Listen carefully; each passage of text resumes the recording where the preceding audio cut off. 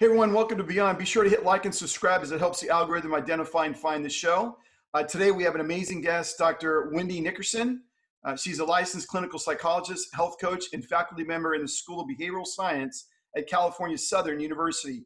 An expert in treating anxiety and trauma in a crisis and negative work environment, she combines traditional mental health care with integrative approaches that treat the whole patient. Wendy, welcome.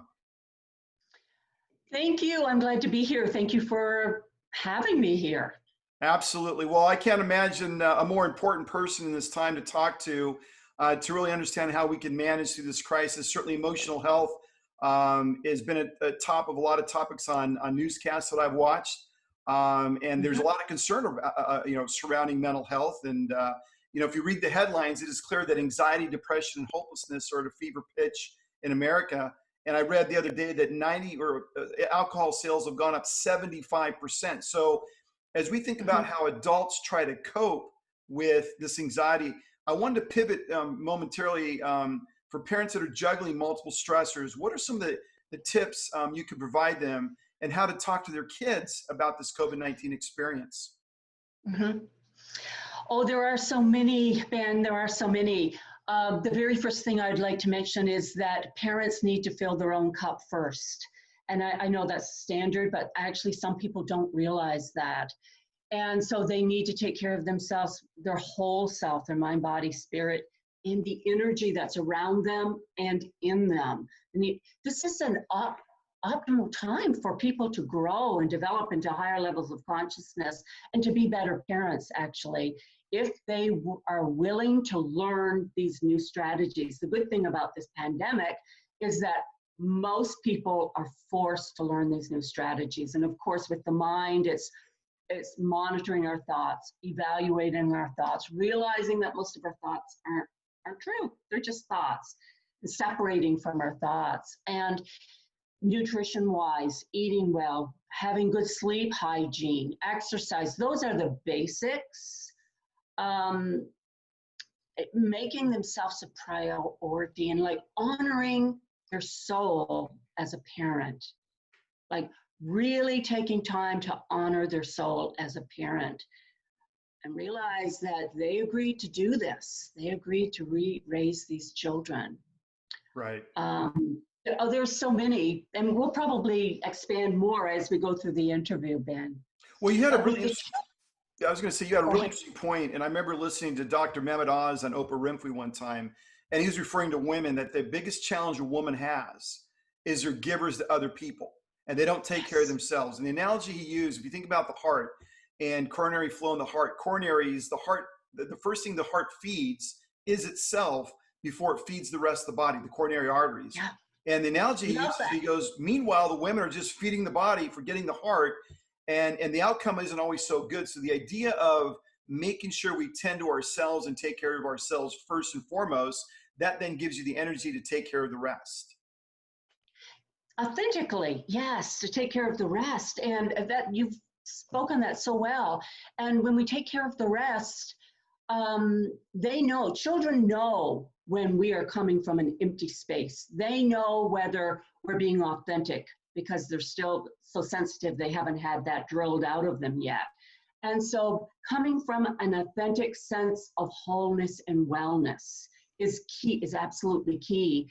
Um, but again, it can't be just the mind or just the body or just energy that the earth is being kind of bombarded with right now, or energy around us, or energy within us, or spirit, or having a connection to some sort of spiritual essence that gives us great foundation and great strength.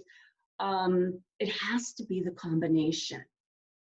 Yeah, and talk to the parents, if you will, because I think this is really, really fundamentally important. When we're going through stressors, it's easy to react in the moment. I refer to as the monkey brain that controls the cerebral cortex, but we have the input, the instant reaction to emotion and events happening around us.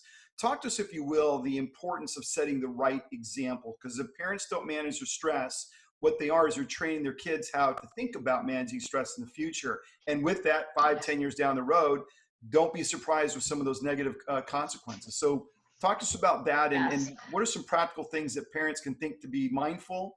And then how do they talk to their kids in a quality way about COVID? Yeah, yeah, very good questions because we are expecting epidemic of PTSD in the next generation due to this because so many parents are trying so desperately to cope themselves. One of the things that they can do is express their emotions, teach their children how to express their emotions, because we know from all the research that unexpressed or unacknowledged or unnamed emotions get stuck in the body and they come out later on when they're triggered as an adult.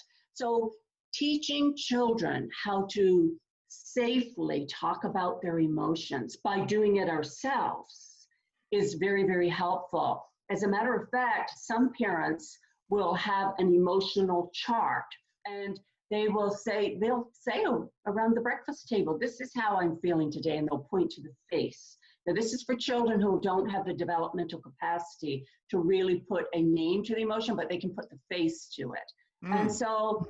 And so they can do that themselves and do it with their children, make it an emotional game so that it becomes normalized.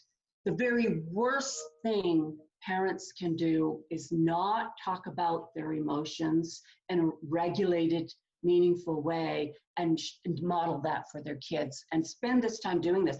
This is a great opportunity for children to learn the different range of emotions. It's going to help them so much later on in their relationships, with all aspects of their life. So that is one thing that they can do. You know, they can also talk about their day. Families are tending to isolate because they're getting on each other's nerves, cooped up, and Right. talk about their day. Or make it a habit to have family meal at least once a day, and be attuned to their children. Now, what I mean by attuned is not in the same room, is not present, but more than that. They have to be so attuned that, and it's a mirror neuron exchange. Now that we know all that goes on with mirror neurons in our brains, we need to look our children in the eyes, really connect with them, because that prevents PTSD from forming. That provides them with a sense of safety. When parents can do that, and it's hard if they've never had parents that could do that. It's really, really hard. Yeah. But everybody is capable of attuning to their children. Dr. Dan Siegel talks about this a lot, and how it provides a foundation of safety for the child to tap into their own resources. Children are incredibly resilient, but they can't tap into those resources if their parents aren't attuned. And No, that's a phenomenal point. I really like that analogy of attunement. And so talk to us about the importance of keeping the big picture perspective, because right now we're in this time where we've been cooped up, sort of sheltering in place for multiple days, 40 plus days in the US, more in other parts of the world. And so it's easy to get a myopic view of life, like this is it. I can't see beyond this event. So talk to us about the importance, what I would refer to as a 30,000 foot perspective. When you're looking at the commercial jets flying around, the higher up they go, the farther they can see. How important is it to keep that big picture perspective as we're going through this pandemic? It's huge. It's huge. We need to see it on all levels. Of course, when we get stressed, we hone in because it gives us a sense of mastery over what's going on in our world. However, we need to see the big picture. Let me give you some examples. One might ask themselves the question, why did I decide to be born and be living through this? What is it in me that I have to offer that was part of my life contract that I agreed to live through this? And what good is going to come out of all of this? We won't see the good coming out of all of this if we watch the news. The news develops neural pathways in our brain that only allows us to see the negative. The reticular activating system in our brain will only allow us to see the negative if we continue to watch the news. So looking at the bigger picture, we know we need chaos before we have more symmetry in life. We need a bit of chaos. Well, this is more than a bit. We know that at the same time that this is all happening, This is an opportunity to raise levels of consciousness on Earth, because we can't go down any lower. If we talk about the third dimension and the fifth dimension of living and consciousness, and whether we allow our amygdala to control our life and ancestral trauma to control our life and that sort of thing, this is an opportunity to raise to the occasion.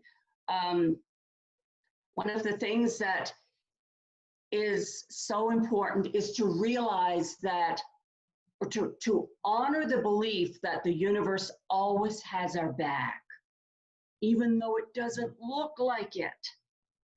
The universe is always giving us situations to help us grow. And if we can get out of victim mode long enough, we can actually see that. We will not see that if we don't have some kind of connection with our higher self, with source, with God, whatever we want to call it.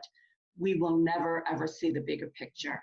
Yeah, it's interesting. We think about going from victim to victor, right? And you said something that really is interesting. How can we either become more mindful or go into other dimensions of how we think about life? Because I think we live in a very static, dimensional, restricted world as we see it.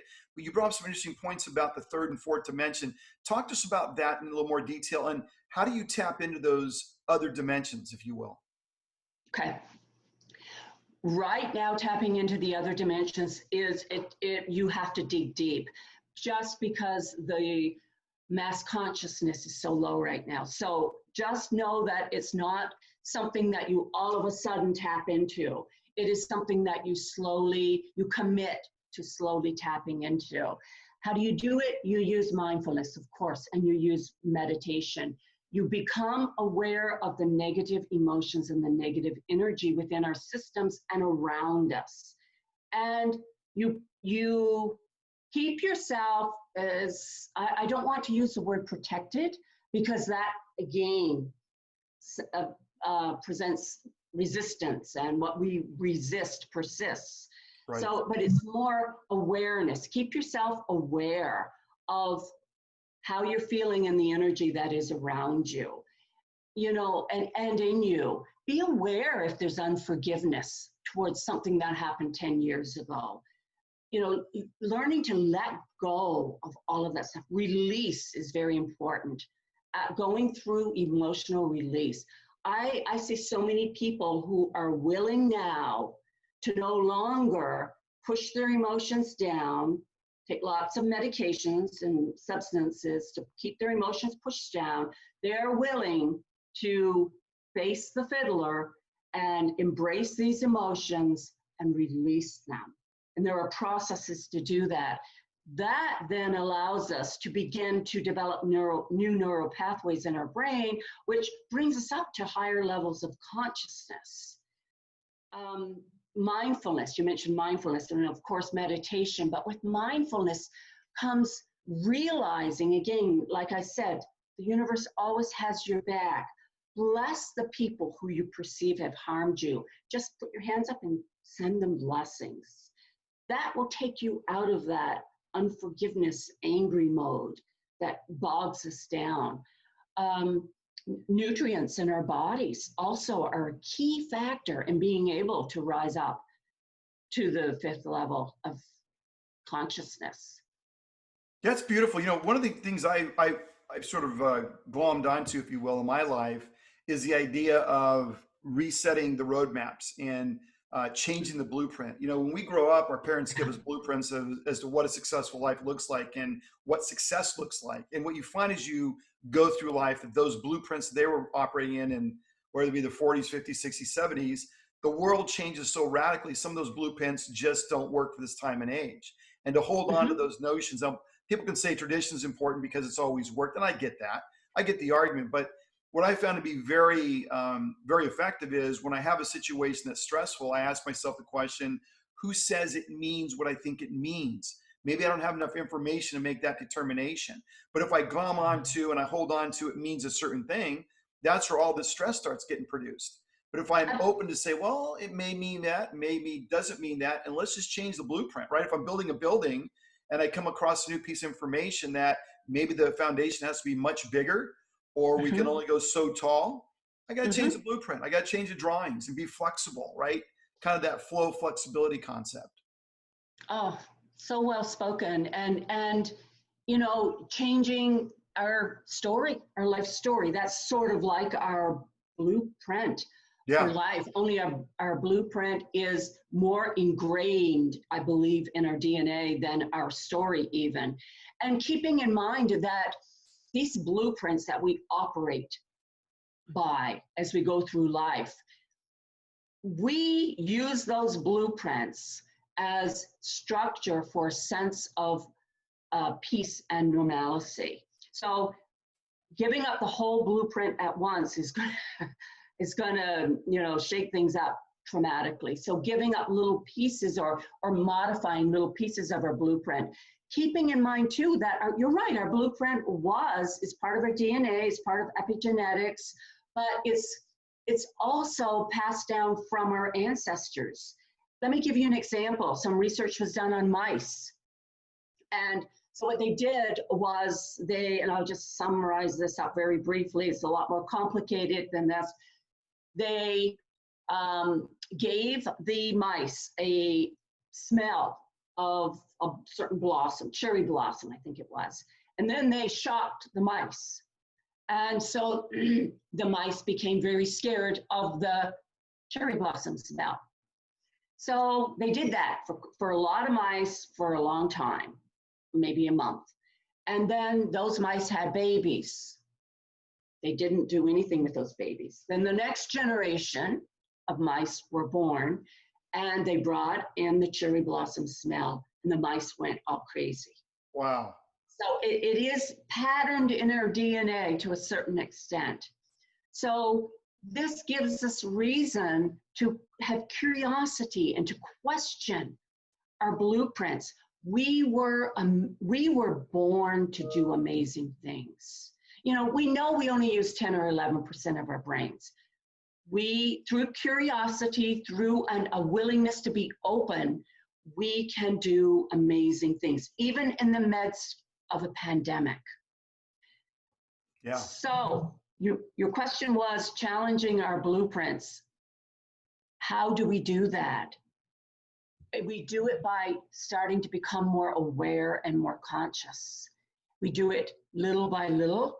So, of course, we have to integrate mindfulness, some aspect of mindfulness in our life to begin to develop new neural pathways so that we can even embrace a different blueprint.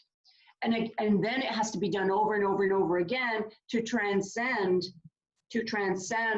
the, the blueprint that is ingrained in the DNA.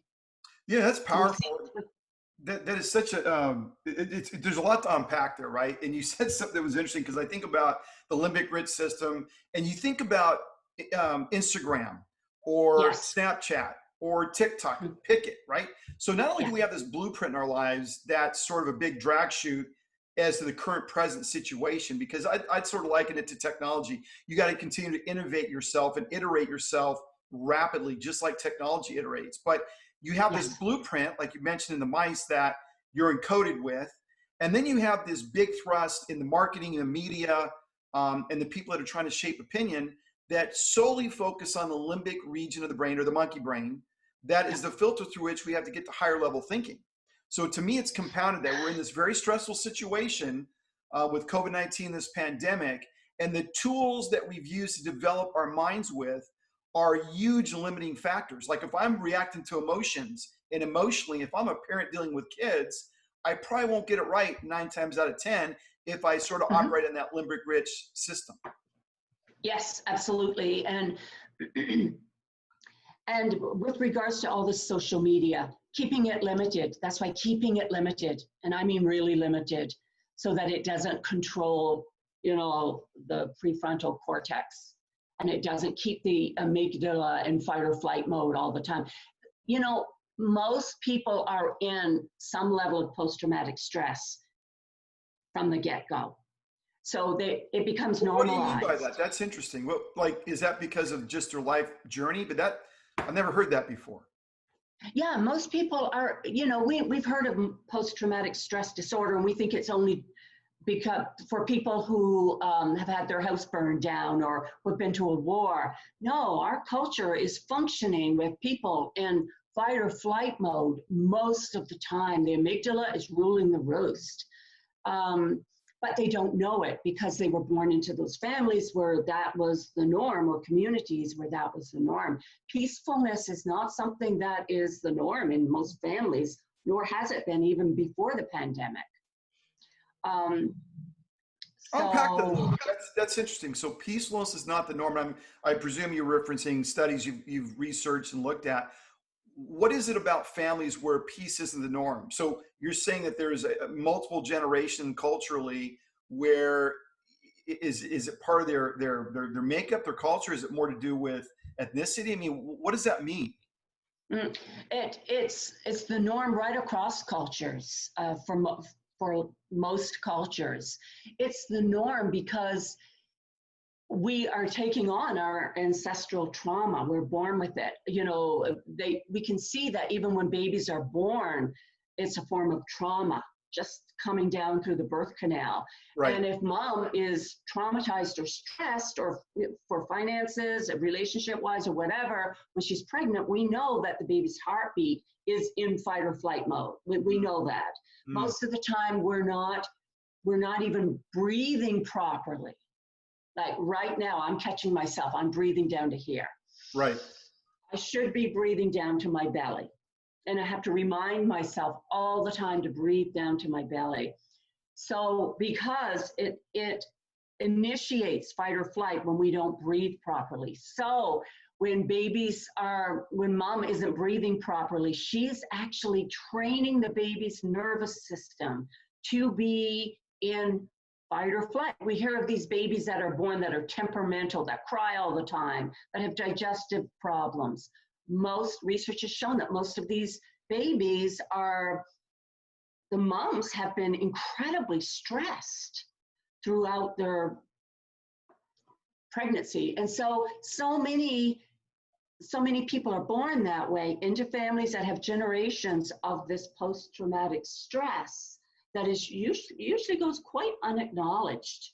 We are very good at dumbing down things, dumbing down the truth about how we feel and the negative thoughts that are going through our brains. You know, we're good at it. So I don't know where you'd like me to go with that, Ben. I'm going to take your lead. No, that was awesome. I mean, I think you bring up a lot of great points. It's sort of like the sins of your father, right? It's generationally passed down. Yes. And I think, this isn't a moral comment. This is just the fact of the matter is when you're making choices and you know that they have moral weight to them and moral outcomes, plus or negative, one should at least think about what choices you're making for the future in mind. And the idea of these women carrying babies and the stress factor, I'd also argue that with alcohol and drugs, and I've met people that did both when they were pregnant. And I'd also argue that in a society that's so permissive about how they think about sex and relationships, you're just compounding the problem down the road, just tremendously so. So I think what you bring up is well said. And so as we think about this pandemic right now, and again, we talked about the multiple stresses of lost jobs. I think I read today 35 million plus people filed for unemployment. That doesn't mean that some of those won't come back, but certainly a lot of people are being disrupted. We know that there's lost wages, there's mounting bills. There's certainly adds a lot of stress to relationships, name a few. So what are some keys to how we can stay emotionally balanced in such a negative and stressful environment? And again, we go back to self-care. We go back to our thoughts. We go back to getting out in nature if we can, staying grounded, it's about keeping the nervous system regulated. And there's so many things to dysregulate our nervous system right now. Anything that calms a person's nervous system down for them. And the ones I've mentioned are the ones that are most normally used, being near the ocean, being near the forest if you can, avoiding the news, avoiding negativity, getting your feet planted on the ground, moving. We need to move our energy through us. We were meant to move. We need to be moving. All of that helps to regulate our emotions. But given the amount of pressure coming down, we need to also be kind with ourselves when we do get out of regulation, because blaming ourselves or shaming ourselves, it doesn't work. This is a time for us to really tap into our divine selves, to really respect our soul, if you will, or our spirit, and remember that we are a spiritual being having a human experience, and that's much greater than this body. Right. And when we can kind of pull ourselves back to something like that, and remember that we came here for a purpose, that also helps for those that are a little bit more evolved, that will help them also. But with regards to what you said about financial stressors and all those sorts of things, it comes down to monitoring our thoughts, reaching for the next best feeling thought. So if it's fear, somehow getting up to neutral, a more neutral thought. Because when we are in survival mode, when our finances are threatened, it is going to tap into any other threat we have experienced in our life. So it creates what is called a trans-crisis state in our minds and our bodies and in our families. Yeah. So the way to handle that is to, first of all, know, oh, this is triggering when I was a child and we didn't know whether we were going to have to move or not, or we could pay the rent, or we had food. It's bringing up all that other stuff that we've all gone through. Most of us have gone through, recognizing that and remembering that I got through that. I got through that. Yeah. Sometimes something as simple as putting our hand on our heart. And actually it goes like this. Putting our other hand on our head helps us to connect our head and our heart. Again, we want integration of the mind, body, spirit. Right. So just doing that helps to connect the heart with the mind energetically. And we kind of do that automatically. If we get really, really upset, we'll go, oh. Right. Exactly. Just such basic things. So finding a reason to be hopeful. And again, I know we talk about gratitude journals, and gratitude journals are fine, but gratitude, when you look at the frequency or the vibration of the word gratitude, it's down lower on the scale than the word appreciation. So I'd like to call them appreciation journals. Just because it's one more thing that helps us to bring us up into a higher vibration. And so have an appreciation journal and write down all of the scenarios that could be working out despite the fact that there's no job right now, rather than focusing on not paying the rent and this. You know, some of the most successful people became successful during the Depression. So there are ways to train your mind to focus on all the good things that can happen. Now is our time to think about, what do we want? What is our purpose in life? Why are we here? Who am I? Why am I here? To look at those big questions. Most people would say, oh, look at those big questions during a pandemic. Yeah. Now we have a lot of time on our hands to go look at those questions. Yeah. We do. And it gets us out of the negative. Yeah. You said something earlier that really struck home. And I think, when we think about what we're going through right now, I would argue that the single most important thing we are focused on every second of the day, except when we're sleeping, is state management. How do I feel? Do I look pretty enough? Do I look cute enough? Am I hungry? Or am I full? Or do I need, whatever their alcohol, drugs, whatever. It's all about state management. But I also think about, during these times, the idea that you would improve as a person. Because I think most people say, look, I'm comfortable, I'm good enough, everything's cool, I got money in the bank, roof over my head, job. don't rock the boat. And the reality is, I think the universe sometimes speaks into the picture saying, no, right now you think you're a polished apple, you're really dull compared to what your potential could be.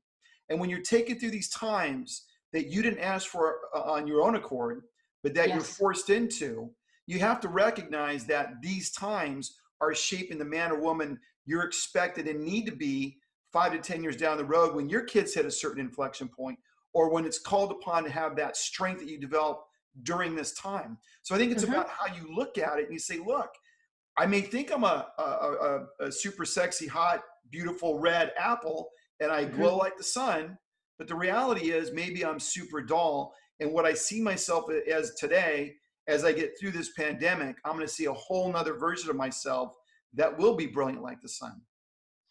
Absolutely, absolutely. And you know, the perfect example of this are people that were in jobs where they were making money, but they were horrifically unhappy in a cubicle or whatever, just not expanding, not being able to be curious, not having that much social interaction. I think we're going to see a lot of people come out the other side of this, starting their own business based on their own personal passion, because they're going to realize that they don't want to go back to those jobs anyway. When you said about state management, you know, the thing that came to mind was mindfulness. And we know that the greatest thing we can do is feel good despite what's going on out there. When we can master that, we're getting up there in consciousness levels. We're becoming more of who we were meant to be. So learning to feel good and monitor your state at every minute, like, how am I feeling right now? The problem with that is most people are in their head. They don't know how they're feeling right now. They're disconnected. There is a disconnect. And we've been trained to do this in our culture, to disconnect our mind from our body. So if I say to someone, what's going on in your left big toe right now, their thoughts will go to their left big toe, and they wiggle their toe or they feel their toe. But until you constantly bring their mind to, you know, what's going on in the back of your right shoulder, how about your little pinky finger in your right hand, like, it's hard for people to know how they feel unless it's highly good or highly bad. Right. So, and there is a spectrum, is what you're saying. There is a spectrum to feel. There is a spectrum, and every emotions are energy in motion, and we know energy is vibration. So every emotion has a certain vibration, and there are guidance scales with all the emotions on them. If you look at Power versus Force, the book that David Hawkins wrote, he has a table in that book that gives the resonance of each emotion. And so when we can become aware of our emotions, what am I feeling? Where is it on the scale? What is the next best feeling I can strive for right now? What is the thought that will bring me to the next best feeling right now? And we need to stay in that heightened state of awareness and heightened state of emotions. And that brings us up to advanced levels of consciousness over time. But you're right, Ben. It is about state by state, minute by minute, second by second awareness, such that it becomes automatic. At first, it's like driving a standard car. You have to think, okay, well, what's going on in me right now? What am I feeling? Let me see if I can write that down. But then it becomes just like brushing your teeth. Right. It's like a muscle you developed. And it's interesting, the importance of controlling your thoughts and being the manager of the thoughts that come in your head.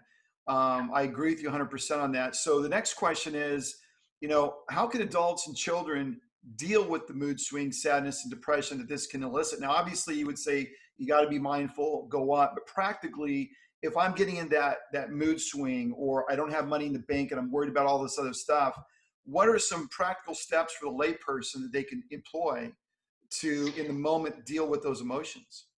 Okay. The very first thing that I think of, or this is what I do. I will tell you what I do. I breathe. Now, that sounds so cliche. And I know that most people know that if I breathe properly, then my nervous system will calm down. But it's way much more than that. Breathing properly involves, like I said before, breathing down into our belly and doing it at the stoplight, doing it when you're on the toilet, doing it whatever. Make some kind of commitment to learn to breathe down in our bellies. And the breathing down in our bellies is so important, not only for our nervous system and to control the mood swings, but it controls our heart. It helps to regulate our heart. You know, HeartMath has done so much research on heart resonance. When our heart is resonating, when our heartbeat is regulated, then our thoughts and moods are regulated, because our hearts send 80 times more messages to our brain than the brain sends to the heart. And I don't know who counted them, but I know for years, they've done research on this, about the messages between the heart and the brain. And their research is very robust, so I trust their research at HeartMath. So breathing, and not just for the sake of calming down the nervous system, but to help regulate the thoughts. And I also go out in nature, and whatever that is, whether it's the ocean, trees, being around pets. Pets are incredibly healing. Most people have no awareness of how they exude, due to their sensitivity, how they exude healing and emotional regulation for the most part. That's why we have pet therapy animals. Avoiding the news, again, avoiding the news, appreciation journals, and process the emotions that come up. Right. Because otherwise they're just going to send you into dysregulation. If you try to press them down and ignore them, or do something to distract yourself so you won't feel them, they will come up again at the most inopportune time with full force. Yeah. Those are a few things that come to mind, Ben. That's awesome. So when we think about inner peace, right? So we have depression, anxiety, we have our thoughts. We're trying to get mindful. We're trying to get to the next dimension. How would you define inner peace? And as we're going through this pandemic, as people are trying to work on the sort of the top level of, I got to get my thoughts under control, and I got to, think about meditation or walks in nature or getting out in the sun with vitamin D. What in your mind drives ultimately inner peace, and how have you been able to latch onto that? The way that it has worked for me is, before I even get out of bed in the morning, I start expecting something good to happen to me today. And this just automatically creates just a sense of well-being. From there, it's about, having rituals, like just doing this brings me a sense of inner peace. And again, the mindfulness and being grounded and realizing how blessed we are to be on this earth right now, to be able to fulfill our purpose and to get our minds off of ourselves and think about helping others. And when we're talking about parents and children, parents can teach their children to write letters to their grandmother, things like that, or write or do things for other people. And the parents can do that too. And that creates a sense of inner peace just by taking our minds off of ourselves. We are so self-centered right now because we're all scared. It's true. It's almost like servant-centered leadership, where you're teaching people to say, hey, think about others before yourself. And you said something that was interesting, that I believe we're frequency-based animals, or I use that term animals loosely, but we're frequency-based. And it sounds like when you get up in the morning, you're taking that dial and tuning it in to a frequency of gratitude. You're tuning it in to what you have. You're tuning it in to the hope for the future. And that resonates through your being. So talk to us a little bit about that, the idea of frequencies, and as you get up in the morning, how you're sort of tapping into that. And so, of course, it requires a little bit of structure and routine to have that also, because that helps maintain the frequencies where I go from one to the next. So sitting alone after I get up, being in a window where the sun can come on my face, because the sun is a high frequency. And I believe that many of us are here to be lights in the darkness right now, to shed some light in the darkness.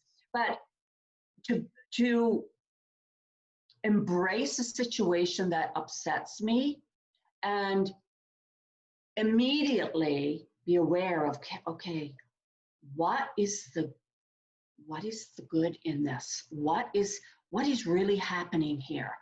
How is this helping me or helping me help others?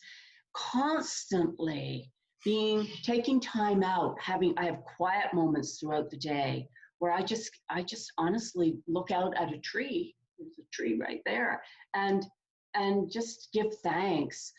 Having a bird feeder outside of your window, if you can, and watching the cardinals and the blue jays, just having some connection with animals, but connecting to our spirit is the most important, and staying connected as long as we can in the morning and as much as we can. For some people, that's 5 minutes. For some people, that's a couple of hours. And for some people don't know what that means, to be connected to your spirit. Well, I think we live in a time and age where we're conditioned to go, perform, accomplish, task list, get it done. And my success in the day is I've done my task list, or what people's expectations of me are. And I think that's a tough condition to break out of during this time, because it's hard to let go of some of those deeply ingrained habits. And now we're trying to sort of reconfigure ourselves in a place where it's actually very helpful to slow down and recognize that life's all about flow. And I've used this analogy before. If you think about surfers or dolphins, they don't create the wave. They don't go construct the wave. They go with the flow of the wave. So they identify the wave sets that are flowing to their desire, and there's size and strength to push the surfboard. But it's going with the flow. And to get into the flow, you have to connect to yourself at a higher level, and your spirituality and nature, and sort of breathe and look at what's around and be in the moment, right? We talk about the past, we talk about the future. The present is a present, it's a gift. And the idea of being able to stay in the present and accept it in all its colors and what it means, I think is very helpful. I totally agree. And I love when you use the word flow, because that's, we're just a big ball of atoms and energy flows, right? So if we get stifled, let's say in a thought that, okay, my father was an offshore fisherman, so he would be going out fishing for a month at a time. And, we were taught, you have to work hard. If you want to survive. Like, that was literally ingrained in us. The roadmap, blueprint. It's a blueprint. Yeah. And now as I'm older, I'm thinking, oh my gosh, I get so much more done when I don't work hard. Yeah. I'm so much more successful. More money flows in when I don't work hard. That took a lot of rewiring of my brain to allow things to come to me rather than me, swimming out to the ship. No, you're 100% right. I mean, that's a great point. I mean, the idea that you flow, because here's the other thing I'd say, since we have a lot of frequencies running through our bodies, that people can sense the intention without you saying a word. They can sense your energy. They can sense the intent of the encounter or the business transaction. So the idea of just letting it flow and being in the flow, people would rather be in flow with you than at loggerheads with you, because their spidey sense ticked up. Like, well, what's the angle here? What can I trust this person? And all of a sudden, everything you do in business becomes like a massive headwind that you're trying to go against, and you don't have an engine to push against it. And all you end up doing is just losing ground. Yes. And you know what? We resist persists. And so if you're in the flow, you're doing more of attracting, and people can trust you. Yeah. And it doesn't take them long to figure out whether they can trust you or not. And the flow is powerful. I mean, let's think about the wind. And as you mentioned before, the waves, how powerful that is. Well, we can apply that to our work and our mission here on Earth, just to be in the flow. I have to admit, though, sometimes I do push the river uphill, but I catch myself earlier. And then I realize, okay, I need to sit back, do less, and voila. I went to Spain a month ago, for a few months ago, for a month, and I was in the flow. Spanish people are much, much less rigid and just more free flowing. And during that time when I was in Spain, I had so many clients contact me, and I built so many programs because I was in the flow. It just kind of flowed through me, just because I was out of my rigid environment, which, by the way, is quite cold, Yeah. minus 20 degrees. And that's another example. Getting out of our environment so we can break out of those.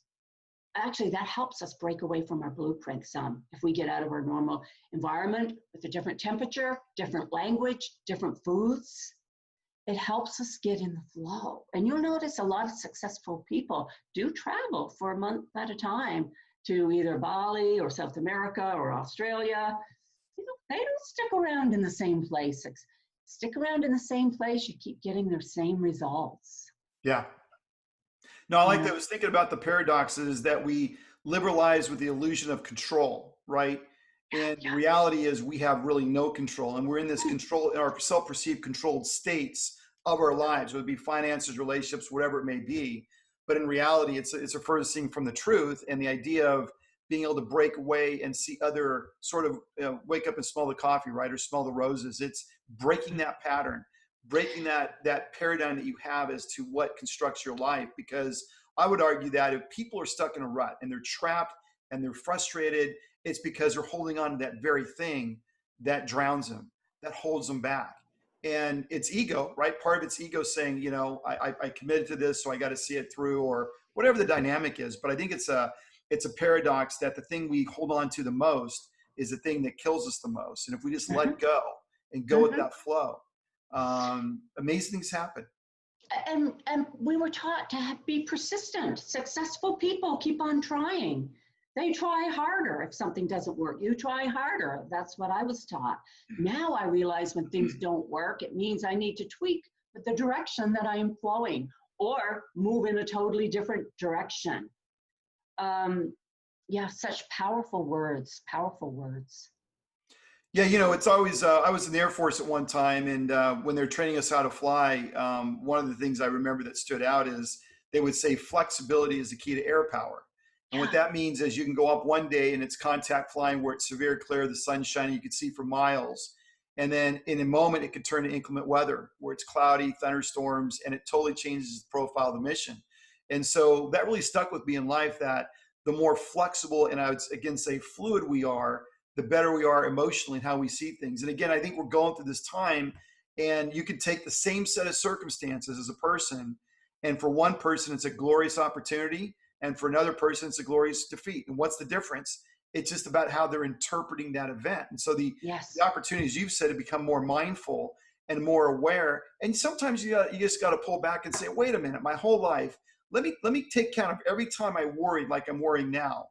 What was the outcome? Did I end up seeing that worst case scenario develop? And I think most people, they'd say no. I'd be worrying about 99% of things we worry about never come to pass. For some reason, we're almost genetically encoded to worry. It may be what you said earlier, where that's handed down generationally, and certainly it's promoted within the pop culture or the culture of the U.S. Ben, if I could add also, one of the things that prevents us from getting in the flow is getting in these duality arguments, duality thinking, like, should I wear a mask? Should I not? Is there conspiracy? Is there not? The Democrats and the Republicans, all of that. That creates such internal, if we could see what was going on in our brains when we're in the midst of those types of thoughts, trying to figure that stuff out. The reality is it doesn't matter. We're going to fulfill our life on purpose on earth, regardless of whether a mask is good or not. That's all so fear-based. And so I encourage people, stay neutral. It's not that you're not taking a stand, but you're taking a stand for neutrality and your emotional, psychological, and spiritual well-being. You That's will some of the notice best that. advice I think I've heard in a long time. That's phenomenal. Stay neutral. Oh my gosh, yes. That I learned that a while ago, yeah. Because that used up, I was exhausted trying to prove my point that this was right and that was wrong. We need to get away. That's third dimensional stuff.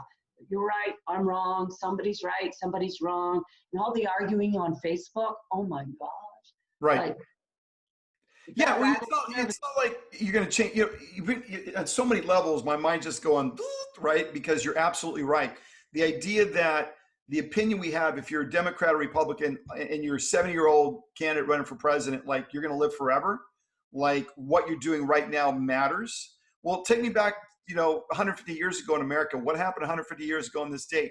Most people would say, I have no idea, right? So Mhm. I think we have power constructs, and certainly it's about power. But the reality is the politicians, the people who lead the world really aren't in control. Maybe they're in control of going to war or not going to war, but ultimately they will vanish, they'll go away, and new kingdoms will rise. I mean, so the Yes. idea that we're in control is a complete grand illusion. The idea that we think about in America and this political divide is not Yeah. manufactured, it is. And the idea of divide and conquer, that is the intent. And then you have to sit back as a neutral party and say, well, why is that?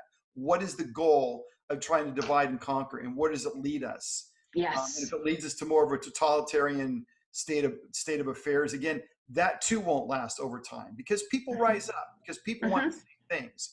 You can you can oppress people in Nazi Germany or in China or in Russia, but ultimately people will rise up in time. Maybe not in this decade, maybe not in our lifetimes, but if you look at history, people rise up to what they are intended to be, and they want love, they want peace, they want certainty, they want respect, they want the basic things. And as I travel the world, I haven't seen that be too different. I was in Spain about 2 years ago, and what I again noticed is they want love, they want certainty, they want respect.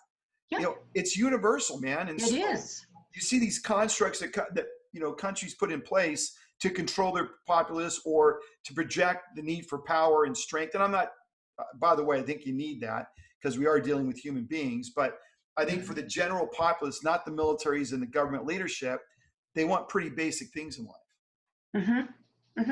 I like what you said about we think we have control, but we don't really. We need to be okay with not having control. It's about trust. It's about trusting the process. And we Right. need to be okay with that. Because, I mean, we think of Viktor Frankl, right? Oh, he's amazing. He didn't have control, but look, he weathered the storm in an amazing way, like very few people could, but we can do that by modifying and monitoring our attitude Right. and our belief in ourself And so, I go back to, it doesn't matter about all of the other stuff, the politics, and because if we see ourselves like Viktor Frankl, we're going to prosper anyway, Right. whether we wear a mask or not, that stuff is so illusional. Yeah, I think we said it before. I think control is completely illusional. And, the idea of death in life, and you say, well, I fear death, and you really think about the process of death. And as you're about to die, is it really as bad as we think it is? I think we have so much fear on the other side of the veil that, Yes. whoa, and all that fear drives all our irrational behavior while we're quote unquote alive. Yeah. And you really have to step back and say, and maybe that was part of the secret and recipe for success for Viktor Frankl, is he realized, look, what's the worst that can happen? I mean, I'm seeing death all around me. It's going to happen. All of us watching this podcast, someday we're going to die, right? So then it's about how do you process that event? And as we think about how we construct our lives around that fundamental fear of death, and most people don't want to think about it, if you really think about death, is it really as bad as we think it is? Now, if you're going through a painful death, you're limb by limb, and it's a really gruesome death, I get it. I understand that. But I'd say for the majority of people that die, daily or yearly, it's probably a construct that we've given ourselves that just is totally rooted in fear. And if we could not worry about death and not have fear of death, how would that propel us and empower us in life today? Would we worry as much about COVID-19 and the pandemic, or would we have greater faith that it will work Oh, out, I that love we're that. enough, that we're strong enough, we have grit and determination to get us through this time psychologically? Again, I think it's the fears and the constructs in our life, that the illusion of control and the fear of death, those things are diametrically opposed, right? Hmm. One, you're getting taken out, there is no control. And I think if we can sort of rectify and sort of work through that piece of the logic, I think we could be in a better place. Oh my gosh, you brought up the topic of death and people fearing death. That is a whole other can of worms, but I just want to say this. We know of all the people, and very reputable people, who have died and come back and told the amazing stories about what it's like to die. And again, it's challenging our beliefs about what death is. Because when we see someone die, we're feeling our own emotions of loss. Oh God, what's happening to them? They're not coherent. I believe they're leaving now. And those sorts, if you've ever been with a parent and held their hand while their spirit left their body, you know what that is like. And yeah, as a culture, we really need to spend some time being more curious about death and investigating our belief system around it. I remember growing up on a road where the cemetery was up at the end of the road, and I remember my parents, when the hearse would go up and all the cars following with their lights by my house as a little girl, I remember my mother saying, "Oh, another one bit the dust." Whose neck is on the chopping board next, I wonder, in our community? And, whose neck is on the chopping board? When really it can be an amazing, amazing journey and experience. From what I'm reading and watching and investigating and researching, it is an amazing experience. It's beyond our human body's comprehension.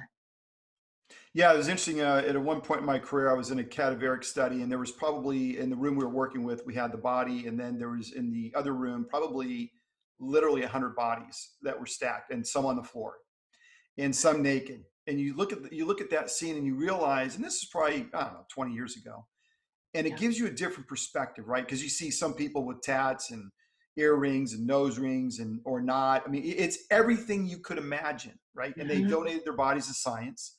And it gives you a different perspective on life and death. And it really tells you that, yep, that's a body and there's no spirit in there. And it's kind of not there, right? And I remember looking back at that, and it kind of shaped my perspective on death. It's going to happen. Mhm. And no matter how we adorn our body or how we try to project our body or we build muscles or whatever, you leave that Mhm. caboose at some point. And that's not a Mhm. bad thing. I mean, unfortunately, we're losing a lot of people to COVID-19, and we lose a lot of people year round to a lot of, cancer, heart disease, you name it, alcoholism, to name a few.